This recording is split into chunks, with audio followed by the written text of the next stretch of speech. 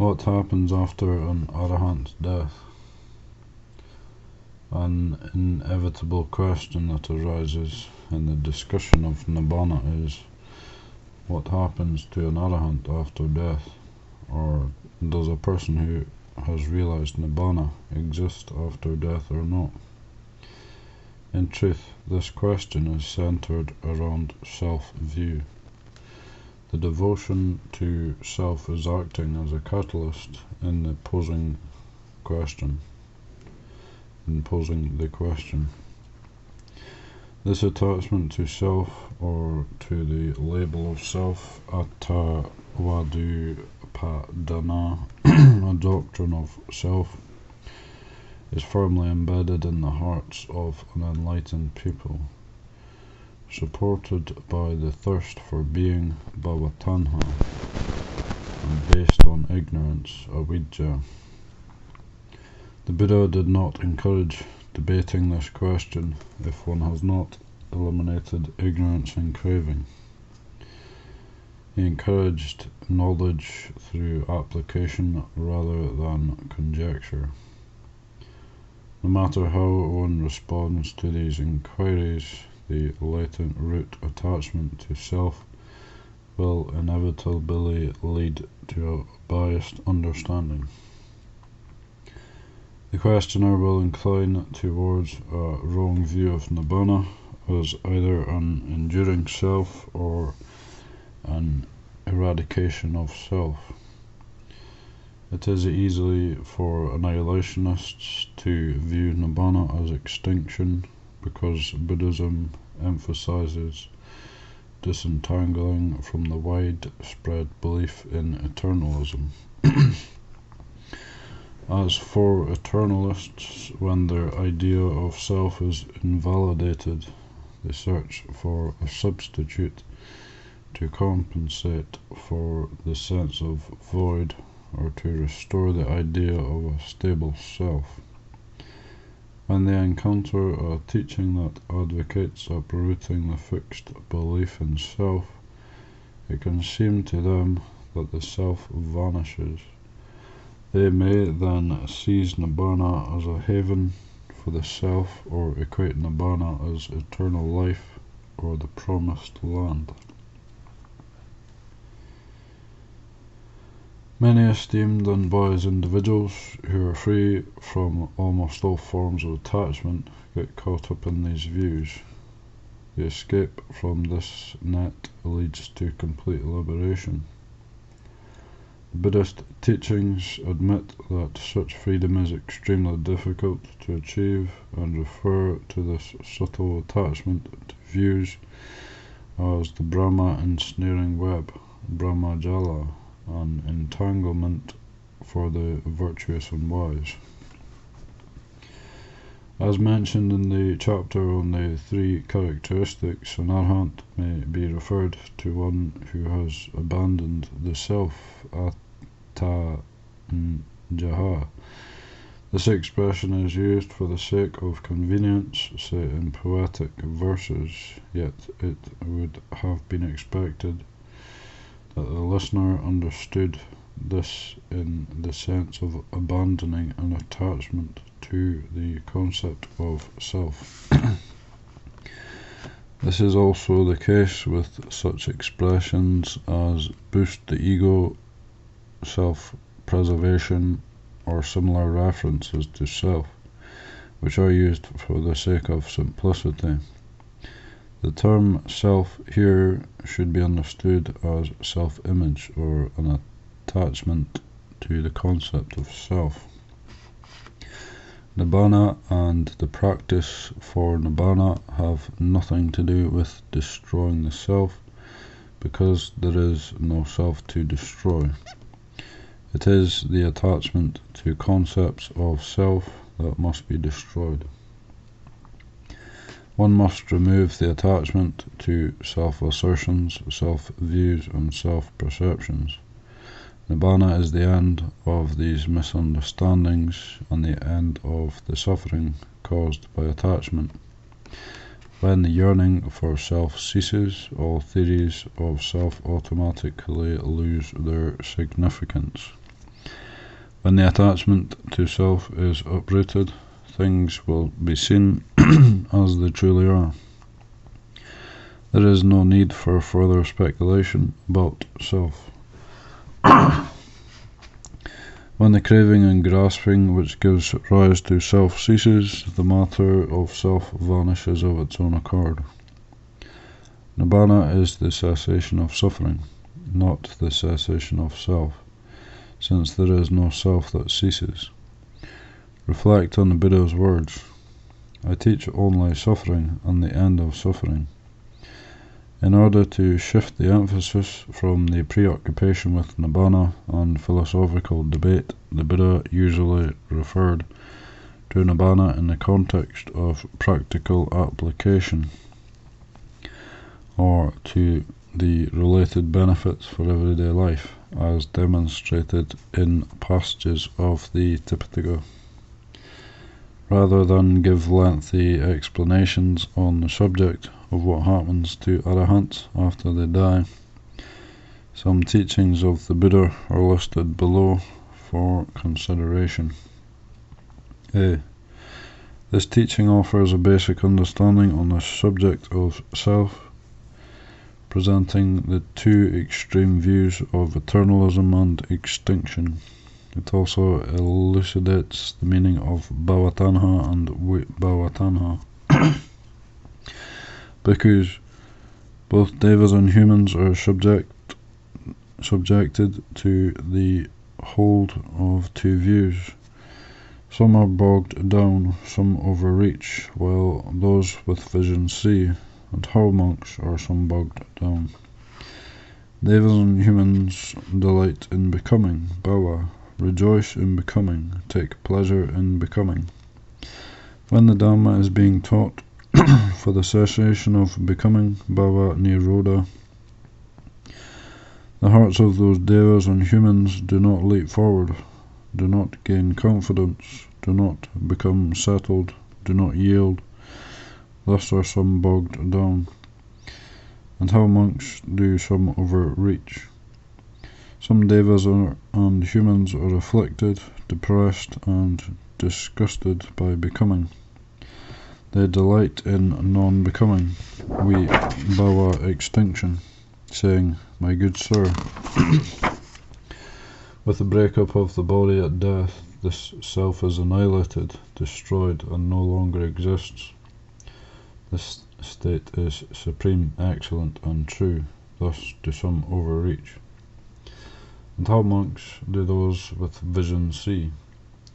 In this case, a monk sees becoming as becoming. When he sees becoming as becoming, he practices for disenchantment, nibbida, dispassion, viraga, and cessation, nirodha, in regard to becoming. Thus do those with vision see. Whoever sees becoming as becoming and sees the state beyond becoming surrenders to the truth. Through the exhaustion of lust for existence, with full understanding of becoming, one is free from craving. For both existence and extinction at bhava, with the end of what has come to be, a monk comes not to further birth. B. The Buddha's repudiation of the view that consciousness leaves the body and takes a new birth is of particular interest in the study of rebirth. Although the subject of rebirth is not directly linked to Nibbana, examining the teachings on rebirth may add to an understanding of Nibbana. On that occasion, a wrong view had arisen in a bhikkhu named Sati, son of a fisherman, thus: As I understand the Dhamma taught by the Blessed One, it is this same consciousness that runs and wanders through the round of rebirths, not another. The bhikkhus were unable to detach him from that pernicious view, so they went to the Buddha and told him all that had occurred. The Buddha then called the bhikkhu Sati and asked him, Sati, is it true that the following pernicious view has arisen in you? As I understand the Dhamma taught by the Blessed One, it is the same consciousness that runs and wanders through the round of rebirth, not another. Exactly so, Venerable Sir. What is that consciousness, Sati? Venerable Sir, it is that which speaks and feels and experiences here and there, the result of good and bad actions. Misguided man, to whom have you ever known me to teach the Dhamma in that way? In many discourses I have not stated consciousness to be dependently arisen, since without a condition there is no origination of consciousness. But you, misguided man, have misrepresented us by your wrong grasp and injured yourself and stored up much demerit, for this will lead to your harm and suffering for a long time. Then the Blessed One addressed the bhikkhus thus, Bhikkhus, consciousness is reckoned by the particular condition dependent upon which it arises. When consciousness arises dependent on the eye and forms, it is reckoned as eye consciousness. When consciousness arises dependent on the ear and sounds, it is reckoned as ear consciousness. When consciousness arises dependent on the nose and odours, it is reckoned as nose consciousness. When consciousness arises dependent on the tongue and flavours, it is reckoned as tongue consciousness. When consciousness arises dependent on the body and tangibles, it is reckoned as body consciousness. When consciousness arises dependent on the mind and mind objects, it is reckoned as mind consciousness. Just as fire is reckoned by the particular condition dependent on which it burns, it is reckoned as a log fire, a wood chip fire, a grass fire, a cow dung fire, a chaff fire, a rubbish fire. C. This teaching corrects the misguided view that Arahants are annihilated after death. On one occasion the following wrong view had arisen in a bhikkhu named Yamaka. As I understand the Dhamma taught by the Blessed One, a bhikkhu whose taints are destroyed is annihilated and perishes with the breakup of the body and does not exist after death.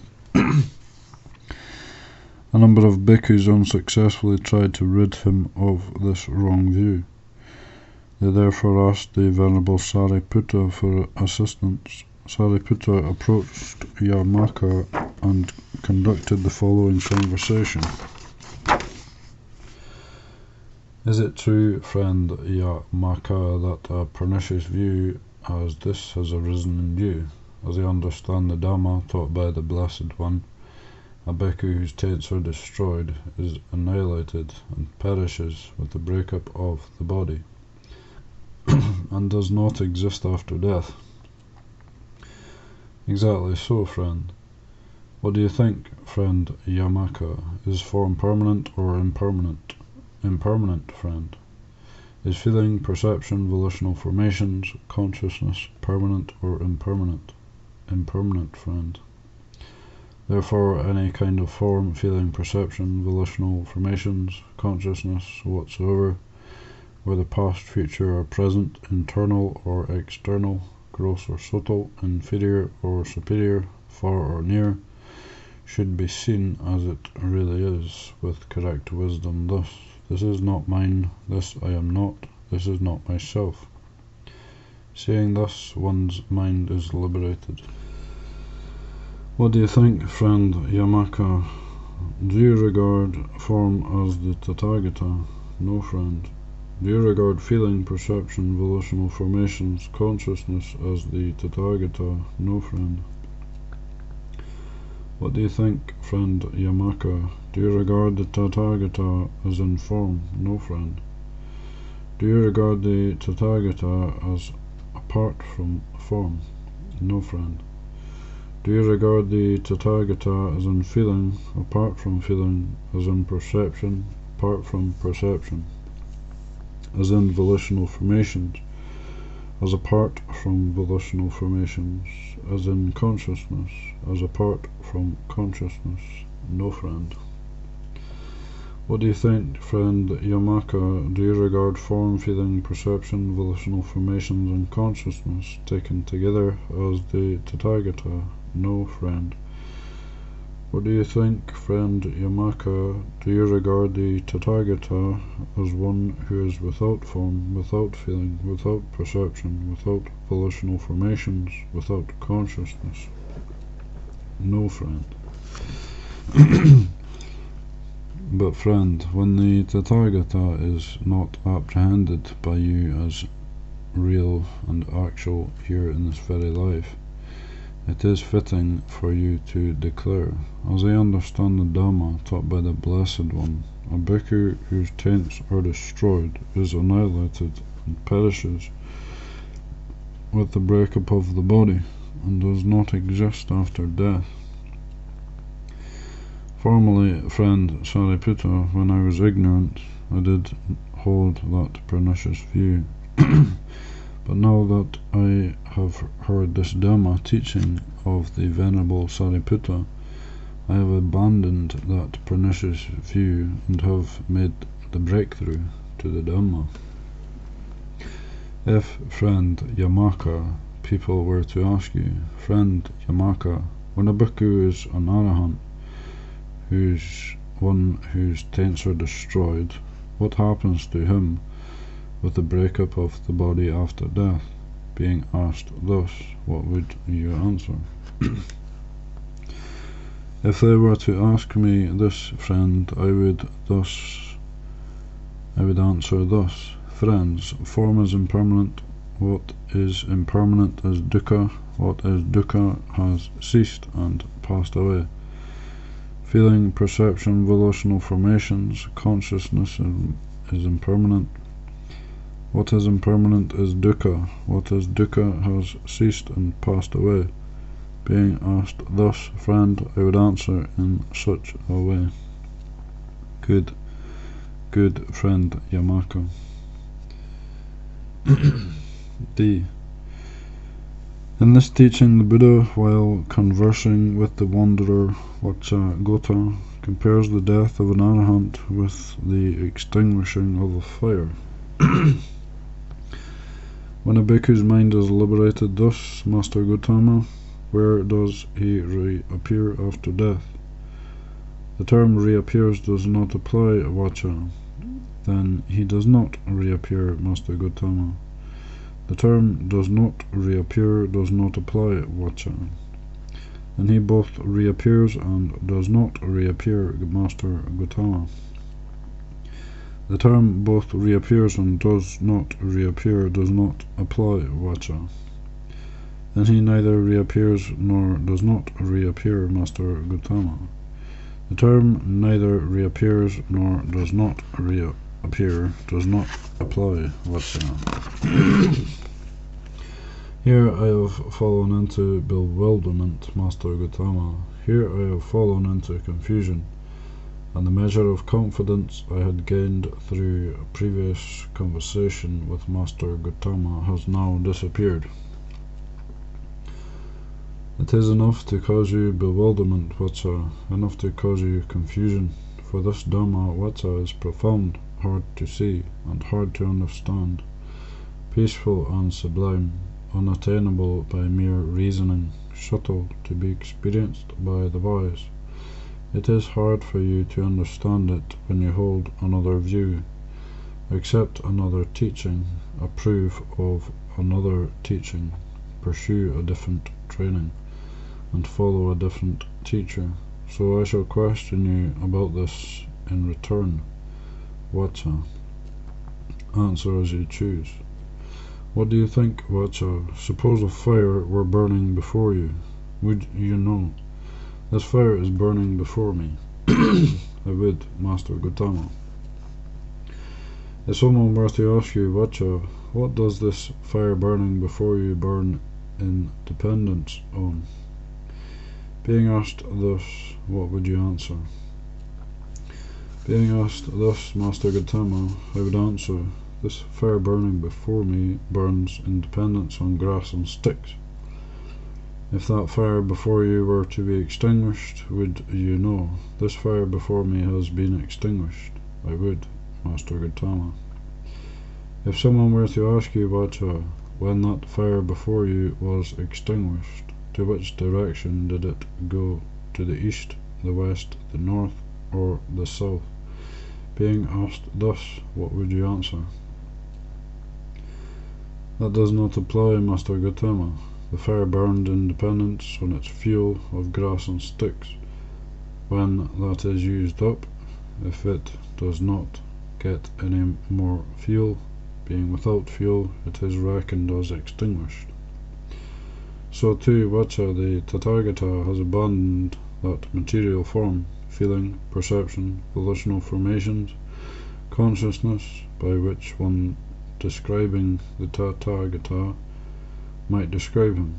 He is cut off at the root, made it like a palm stump, done away with it so that it is no longer subject to future arising. The Tathagata is liberated from reckoning in terms of material form, feelings, perception, volitional formations, consciousness. Vacha. He is profound, immeasurable, unfathomable, like the ocean. The term reappears does not apply. The term does not reappear does not apply. The term both reappears and does not reappear does not apply. The term neither reappears nor does not reappear does not apply. Following this conversation, faith arose in the wanderer Vacchagotta, and he declared himself a lay follower. The Ratana Sutta describes Arahants as follows.